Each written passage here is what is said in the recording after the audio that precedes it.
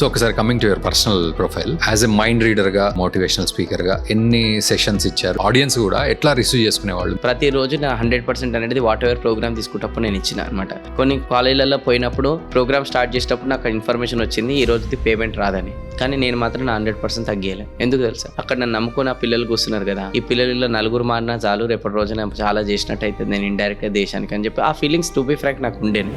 ఈ మోటివేషన్ అనేది నీతి కథల్లో విన్నాం, బామ్మ చెప్పే కథలు, అంటే మోటివేషనల్ స్పీకర్ అడుగడుగునా ఉండాలనా ప్రతి ఒక్కళ్ళకి? ఇప్పుడు ఎట్లా అయిపోయింది అంటే టెక్నాలజీ అనేది ఎక్కువైపోయింది, మనిషికి అన్ని కూడా ఈజీగా దొరుకుతున్నాయి, అందుకోసం మనిషి ఇట్లా తయారవుతున్నాడు. భగవద్గీతలు అట్లాంటివన్నీ చదివేసి అందులోంచి ఆ సారాన్ని బిండేసుకొని ఒక నాలెడ్జ్ సంపాదించుకొని 10 మందికి నాలెడ్జ్ అనేది నా దృష్టిలో ఏంటంటే నెవర్ ఎండింగ్ ప్రాసెస్. తెలుసుకుంది గోరంతా తెలుసుకోవాల్సి ఉందంట. యాజ్ ఎ మెంటలిస్ట్ గా ఎదుటి వాళ్ళ మైండ్ రీడ్ చేయడం, ఎట్లా డిఫైన్ చేయాలి దాన్ని, మెంటలిజం అనే దాన్ని? It's a kind of mind reading. Mentalism me mind లో ఒక పేరు అనేది అనుకోండి, ఆ పేరు ఏదైతే మీరు ఇప్పుడు అనుకుంటున్నారో ఆ పర్సన్ ఇమాజిన్ చేసుకోండి.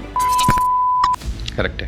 సో ఒకసారి coming to your personal profile, as a mind reader గా, మెంటలిస్ట్ గా, మోటివేషనల్ స్పీకర్ గా ఎన్ని సెషన్స్ ఇచ్చారు, ఎక్కడెక్కడ ఇచ్చారు? అంటే నేను 2011లో ట్రైనింగ్ ఫీల్డ్ అనేది వచ్చేసాను. 2011 నుంచి 2013-14 వరకు ప్రతి స్కూల్స్ కాలేజ్కి వెళ్ళి ఫ్రీగా ప్రోగ్రామ్స్ చెప్పాను. నేను ఎవరో వాళ్ళకి తెలియదు.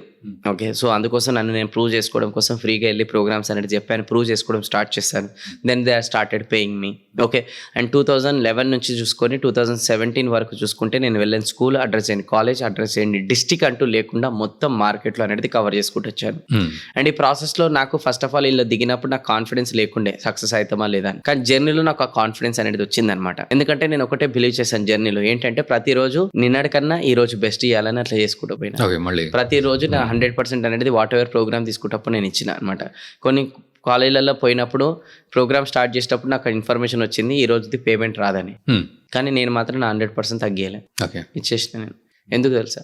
అక్కడ నన్ను నమ్ముకున్న పిల్లలు కూర్చున్నారు కదా, ఈ పిల్లల్లో నలుగురు మారినా చాలు, రేపటి రోజున చాలా చేసినట్టు అయితే నేను ఇండైరెక్ట్ గా దేశానికి అని చెప్పి ఆ ఫీలింగ్స్ టు బి ఫ్రాంక్ నాకు ఉండేది. అంటే రేపటి రోజున ఇల్లు ఎదిగిన తర్వాత నేను రోడ్డు పైన పోతుంటే పలానా సార్ వల్ల నా జీవితం చేంజ్ అయింది, లేదు అని అంటే నేను ఎదిగిన తర్వాత నాకు ఏదైనా ఆపద వస్తే వీళ్ళు సక్సెస్ఫుల్ పొజిషన్లు ఉంటే మనకి ఏమైనా హెల్ప్ చేస్తారు కదా, ఇట్లాంటివి నాకు అప్పటి నుంచే విజన్ ఉండే అనమాట. మళ్ళీ ఈ జర్నీలో ఏమైనా సక్సెస్ స్టోరీస్ ఉన్నాయా, ట్రాన్స్ఫర్మేషన్స్ ఉన్నాయా అని అంటే ఖచ్చితంగా ఉన్నాయి. ఒక కాలేజ్లో ఒక అబ్బాయి బీటెక్ స్టూడెంట్ రోకల బండతోని డైలీ పేరెంట్స్ని కొట్టేటోడు అనమాట. ఎందుకంటే parents aged parents, so daily బాధపడుతుంటే వాళ్ళు. నేను ఒకరోజు ప్రోగ్రామ్ అనేది నాది అయిపోయింది, అబ్బాయి ఇంటికి వెళ్ళి సాష్టాంగ నమస్కారం అనేది చేసి తల్లిదండ్రులకి కాళ్ళు గడి నెత్తి మీద నీళ్ళు చల్లుకురు. తల్లిదండ్రులు ఒకటే షాక్. అంటే ఆ రోజు నాకు మనసులో పుట్టింది, ఇట్లాంటి వాళ్ళు ఇంకా భూమి పైన మస్తు అట్లాంటి వాళ్ళని చేంజ్ చేద్దాం, ఇంకా అన్నాడు ఇంకెక్కువ చేద్దామని. ఇట్లా ప్రతి కాలేజీలో వెళ్ళినప్పుడు ఏదో ఒక స్టోరీ అనేది నాకైతే ఖచ్చితంగా దాక్తుండే. సారీలు, థ్యాంక్ యూలు ఇవన్నీ చెప్పడం అంటే మామూలు రియలైజేషన్ కాదు. మళ్ళీ వాళ్ళని ఇట్లా రియలైజ్ చేస్తే ఈ రోజుకి నాకు కూడా అర్థం కాలే, భగవంతుడు ఇచ్చిన శక్తి ఇది. ఇప్పుడు భగవద్గీత, ఖురాన్, బైబుల్లో ఒక పాయింట్ అనేది రాసింది, నీకు ఏదైతే కావాలనుకుంటా నువ్వు అదే చేస్తావు, but end of the day నాకు ఏదైతే కావాలనుకుంటే నీ జీవితంలో అదే జరుగుతుంది. సో నాకేదైతే కావాలనుకుంటా నువ్వు అది చేసినట్టయితే నీకేదైతే కావాలనుకుంటావు అది నేను నీకు ఇచ్చేస్తా. ఇది భగవంతుడు చెప్తున్నా, నేను కాదు. అంటే భగవంతుని పని, రాక్షసుల పని ఏముంటుంది? రాక్షసులు అనేది చెడు నింపడం, చెడు అనేది అదంతా కూడా. భగవంతుని పని మంచి నింపడం. సో ఇప్పుడు నేను ఇదంతా మంచి ఏదైతే స్ప్రెడ్ చేస్తున్నాడో, పాజిటివ్ మైండ్ సెట్ ఏదైతే చేంజ్ చేస్తున్నాడో ఆయన పని చేస్తున్నాను నేను. సో ఆయన పని చేస్తున్నాను కాబట్టి నాకు ఏది కావాలని ఆయన ఇస్తున్నాడు నాకు. సో ఆయన ద్వారా వెళ్తుందని నేను అనుకుంటున్నాను. ఎందుకంటే నాకు కొన్ని సందర్భాల్లో టైఫాయిడ్ ఫీవర్లు వచ్చినా కూడా నేను అయినా కూడా ప్రోగ్రాంలు చేసినా. నేను ఎట్లనో స్టేజ్ పైనకి ఎక్కుతుండే, మొత్తం ప్రోగ్రామ్ చేస్తుండే, ప్రోగ్రామ్ అయిపోగానే మళ్ళీ పడిపోతుండే. మన ఆ టైంలో ఎట్లా ఎనర్జీ వస్తుందో, ఆ స్పీచ్ ఎట్లా వస్తుందో, ఆ మాటలు ఎట్లా వస్తాయో ఇప్పటికి నాకే తెలియదు. కొన్ని డైలాగులు పుట్టినాయి అవి అంతే, నాకు కూడా తెలియదు. ఎందుకంటే నేను స్టూడెంట్స్ని మార్చాలి అనే పర్పస్ నాకు చాలా సీరియస్ ఉంది. పర్పస్ సీరియస్ ఉన్నప్పుడు నేచర్ ఆటోమేటిక్ సపోర్ట్ చేస్తుంది. అది చేసింది, ఎట్లా మిరాకిల్స్ అయినాయి. సో అట్లా స్టూడెంట్స్ లెవెల్లో చాలా మిరాకిల్స్ అయినాయి. అలానే మన ఈ ఏజ్డ్ గ్రూప్ వాళ్ళకు కూడా ప్రోగ్రాంలు కండక్ట్ చేయడం స్టార్ట్ చేసిన. హస్బెండ్ వైఫ్ డైవర్స్కి అప్లై చేశారు. ఓకే, విడిపోదాం అనుకోరు, ఫ్రైడే రోజు విడిపోదాం అనుకోరు. ఎవరో చెప్పారనమాట, సాటర్డే సండే మీ ఏరియాలోనే ప్రోగ్రామ్ అవుతుంది, ఒకసారి వెళ్ళి ట్రై చేయండి. సరే అని చెప్పేసి లాస్ట్ అని చెప్పి వచ్చారు. సాటర్డే రోజు హస్బెండ్ ఒక దగ్గర, వైఫ్ ఒక దగ్గర కూర్చురు నా ప్రోగ్రాంలో.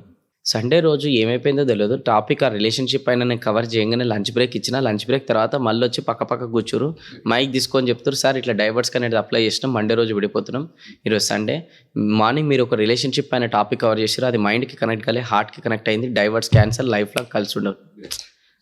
అప్పుడు ఏం చెప్పాలి, ఆ కాన్ఫిడెన్స్ ఎట్లా వచ్చింది నాకు, ఆ వైబ్రేషన్ ఎట్లా వచ్చింది అని అంటే మామూలుగా లేకుండా అప్పుడు అనిపించింది అనమాట, అరే ఇట్లాంటివి ఇంకా మస్తు ఇవ్వాలి మనం. ఎట్లా మీకు అప్పుడు ఆ సమయంలో ఏమనిపిస్తుంది? మామూలుగా ఉండదు అది హ్యాపీనెస్. అంటే నేను మార్నింగ్ 9 నుంచి ఈవినింగ్ 6, 7, 8, 9 వరకు ప్రోగ్రామ్ స్టేజ్ పైన ఒక్కరిని నించోటి సింగిల్ హ్యాండెడ్ కొడతా నేను. వీళ్ళు చెప్పంగా నాకు కాళ్ళ నొప్పులు అన్నీ వెళ్ళిపోతాయి ఇక. ఆ రోజు అన్నం తినా నేను ఇక. కడుపు నిండిపోతుంది. మామూలుగా ఉండదు, మామూలు కాదు. ఇప్పుడు ఎంతో మంది ఇంట్లో అన్నదమ్ములు ఆ రక్క జల్లులు మాట్లాడుకుని ఉంటారు. ఒకసారి ఆ ప్రోగ్రామ్ అయిపోగానే మళ్ళీ రీకనెక్ట్ అవుతారు మాట్లాడుకోవడం. ఎన్నో సందర్భాల్లో తల్లిదండ్రులు ఎంత చెప్తారు, కొంతమంది పిల్లలు వినరు, మొండిగా ఉంటారు. ఆ ప్రోగ్రామ్ అయిపోగానే పోయి తానా మీరు ఎట్లా చెప్తే అట్లా వింటాను అంటారు. అట్లా ఎంతో మంది ఫ్యామిలీస్ అనేది రిటర్న్ మనం వాపస్ అనేది ఇచ్చినాం అనమాట. అట్లా మిరాకిల్స్ అనేది చాలా అయినాయి. అట్లా అందుకోసం ఈ ఫీల్డ్ లో నేను ఇంకా సీరియస్గా వెళ్ళడానికి కారణం ఏంటంటే ఇట్లాంటి సక్సెస్ స్టోరీస్ నా జర్నీలో చాలా ఉన్నాయి. చాలా ప్రతి ప్రోగ్రామ్ నుంచి సక్సెస్ స్టోరీస్ ఉన్నాయి అనమాట. అందుకోసం ఈ ఫీల్డ్ అనేది ఇంకా నేను ఎక్కువ సీరియస్ తీసుకున్నాను. ఇంకా ఎక్స్ప్లోర్ చేస్తూ ఇంకా నేర్చుకుంటుంటాను, నేర్పిస్తున్నాను, ఇంకా మారుస్తున్నాను. అది మారుస్తూనే ఉంటాను.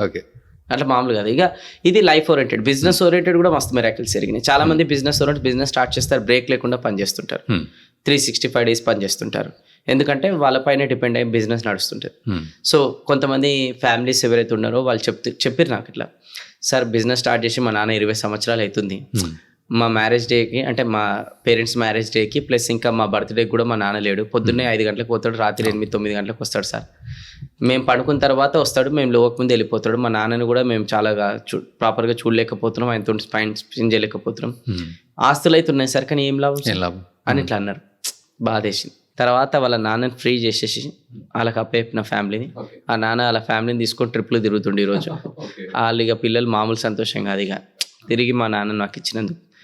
అట్లా ఎంతోమంది బిజినెస్ ఓనర్స్ని కూడా వాళ్ళ బిజినెస్ని గ్రో చేసి వాళ్ళ బిజినెస్లో వాళ్ళ ఇన్వాల్వ్మెంట్ లేకుండా ఆటో పైలట్ మోడ్లోకి సెట్ చేసేసి మళ్ళీ వాళ్ళు బ్రేక్ తీసుకోవడమో లేదంటే ఫ్యామిలీతో స్పెండ్ చేయడమో ఇంకా ఏదైనా బిజినెస్ స్టార్ట్ చేయడమో అట్లా ఎంతోమంది బిజినెస్ ఓనర్స్ కూడా సెట్ చేసినాం మనం బిజినెస్ వర్క్షాప్స్ ద్వారా. అట్లా సక్సెస్ స్టోరీస్ చాలా ఉన్నాయి ట్రైనింగ్ ఫీల్డ్లో. నిజంగా చెప్పాలంటే మస్తు ఎంజాయ్ చేస్తున్నాను ట్రైనింగ్ ఫీల్డ్ని, అయితే చాలా ఎంజాయ్ చేస్తున్నాను.